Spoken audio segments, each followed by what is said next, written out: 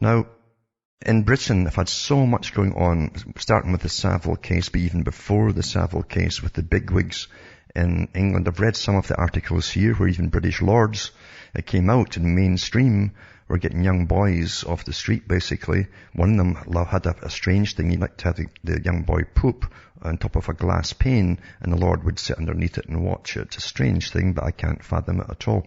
But you have all these weirdos in positions of power, you understand. And I think it goes with power myself. I think they're psychopathic perverts, even to get up there, you see. But you also have, you see, networks and societies. Everyone who has to join it has become a Mason. Remember, low Masons know nothing at all, according to Albert Pike. But the other ones, they know more what the world agenda is, because Freemasonry was a revolutionary arm, basically, for centuries to bring in this new world order across the world. But anyway, and they were a front for the big boys that had been around for a lot longer. This article here says, abuse scandal probes widen. The man who may hold the key to the UK's biggest paedophile network ever, Charles Napier, could provide vital evidence for police investigations for investigating a child abuse scandal spanning 3 decades. And it says in the picturesque Dorset town of Sherburn, Charles Napier is an upstanding member of the community. That actually generally is what they mean by in Masonry upstanding, by the way, for those who don't know. He is known as a respected retired language teacher, playwright and theatre director. Last month he gave a lecture on William Shakespeare at the town's literary festival, but Napier's sordid past threats to drag him into the heart of new inquirers into a child abuse scandal spanning 30 years. Evidence now being examined by Metropolitan Police. Detectives link Napier to Peter Wrighton, one of Britain's most high-profile paedophiles. Wrighton is now dead, but Napier is not. Now 68, living with his mother in the West County, he could prove a vital witness to the unfolding police inquiry into child abuse on a massive scale in this country. Both men were linked to a shadowy organization called the Paedophile Information Exchange, which campaigned in the 70s and 80s for what they called the age of child love to be reduced to 4. Remember that article I read the other day? It was from members of the Planned Parenthood International, who, along with the United Nations, is pushing the same agenda again. And you think these people aren't organized worldwide, and they belong to the United Nations agendas? You better question this United Nations, folks, and get rid of it.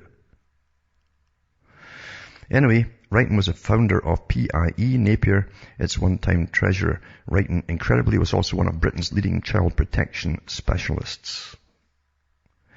But when police raided his house in Evesham, Worcester, in 1992, they found not only hardcore child abuse images from Amsterdam, but a quarter century of correspondence between paedophiles in Britain and around the world. You can imagine how much money that was worth for that list of people.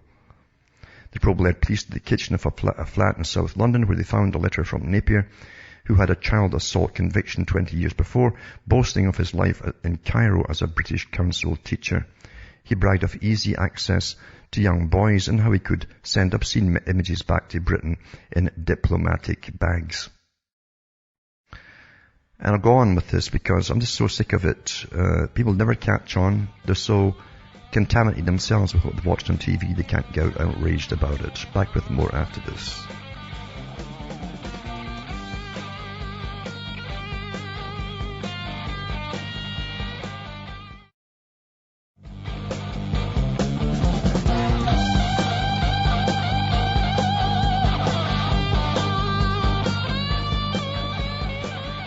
Hi folks, I'm back. We're cutting through the matrix and talking about how these characters would groom children. And this article I'm reading right now from the Mirror, Daily Mirror, talks about that and how they groomed children, gave them cigarettes, of course, and alcohol, and how they would get the other ones to go along with it. They knew how to groom the children to go along with what the guys wanted to do. And it's been going on for an awful long time by very important people. This other article here too says that more former Rochdale Council bosses may face members of Parliament's questions over sex grooming case. I wouldn't hold my breath on it because they don't want to open up a can of worms, because believe you me folks, they shouldn't be going after the ones who are dead. They should be going after the ones who are in it today, and it's rife, and I think even worse today than it was even then, and that's bad enough. Because more council bosses are expected to be called before Parliament to explain why cries for help from child sex victims were ignored by those who were supposed to protect them. It comes after Rochdale Council's former chief executive, Roger Ellis, appeared before the Home Affairs Committee on Tuesday, also giving evidence for Mr. Ellis' successor, Jim Taylor, and Sarah Rowbottom, a frontline sexual health worker, unfortunate name for her, who revealed the full extent of the scandal to the members of Parliament.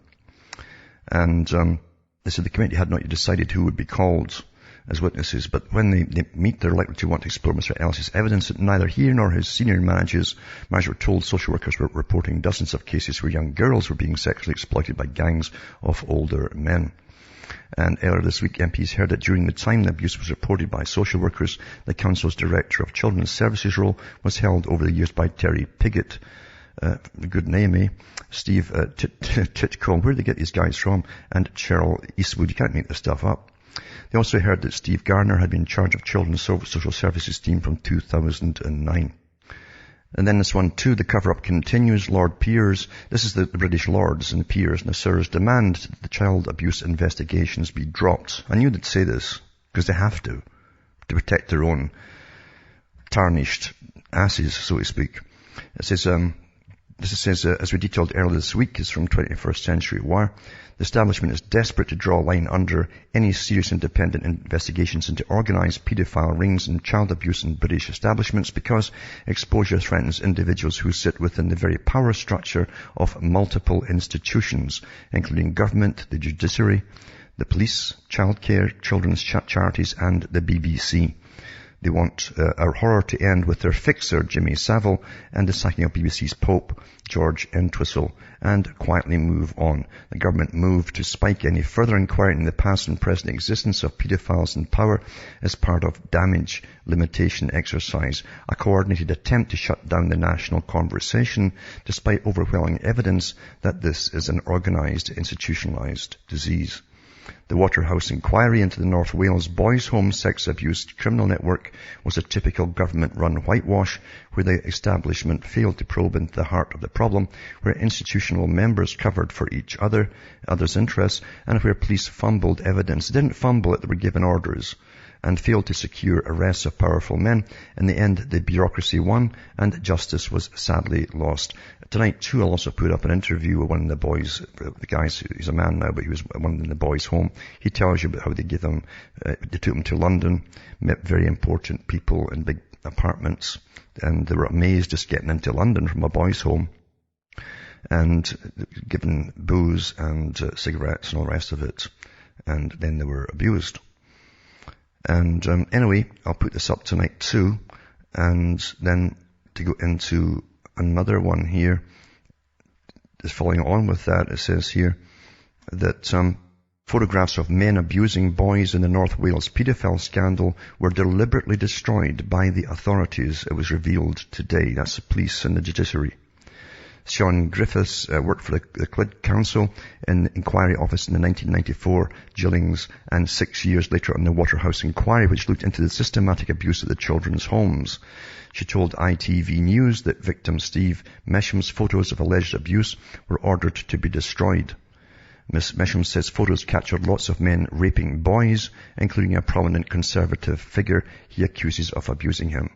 He says he could see men's faces clearly, but the police say they could not identify them from the pictures. You understand how it really works in this system. And I said it before, and you might laugh because you know that Uncle So-and-so's a Mason and he's okay. These are Masonic institutions, and Masons they will obey their superiors and forget their any oath to the public. In fact, they don't take an oath to the public, they take an oath to the Queen. So they do what they're told, and they destroy whatever they're told to do as well. It says, Miss Griffiths was asked, Mesham talked about photos he'd taken of abuse taking place. Do you know what happened to them? And the answer was, we were supplied with copies of court documents, but there was an order made for the book of photos to be destroyed. Then it says, so Mesham's photos of alleged abuse were destroyed? And she says, they were. Well, that's what's in court papers, official documents. And then it says, that could have been vital evidence? And the answer was, yes. She added there were people mentioned in the Waterhouse inquiry in 2000 who probably got away with the abuse. She said, I think probably there were, on the basis that the allegations were historical and there was nobody to corroborate what the complainants were saying or the files or registers to back up what they were saying. I imagine, yes, there are people who weren't convicted for their offence. Meanwhile, Labour MP Anne Clyde today revealed she had read the 1994 report by John Gillings in the House before it was pulped and called for it to be published. They pulped it and she read it. She read it and ordered it destroyed. Too many important folks. The pervs run your world for you. I'm not kidding about that. Back with more after this.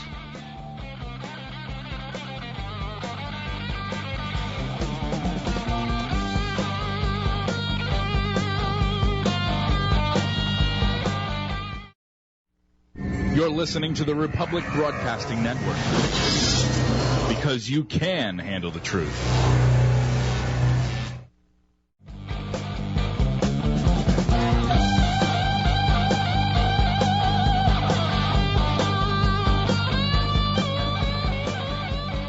Hi folks, we're back cutting through the matrix and talking about the crazy worlds. Crazy is a fox, of course, because it knows exactly where it's all supposed to go.